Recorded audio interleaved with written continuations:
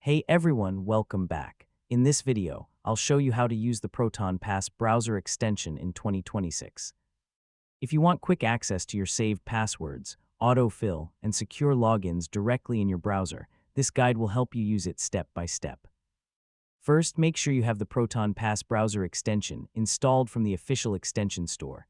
Next, open your browser and click on the Proton Pass icon in the toolbar. Now log into your Proton Pass account using your email and master password. Next, allow any required permissions so the extension can access login fields and autofill data. Now visit a website where you already have a saved account in Proton Pass. Next, click on the username or password field and the extension will show your saved login suggestions. Now select the correct account from the dropdown to automatically fill in your credentials. Next, use the extension menu to access features like password generation, secure notes, or vault search. Now you can also save new logins directly from the extension when you sign in to new websites. Finally, keep the extension updated to ensure smooth performance and security improvements.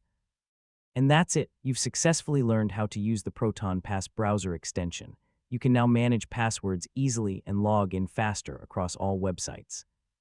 And don't forget to like, share, and subscribe for more helpful tutorials.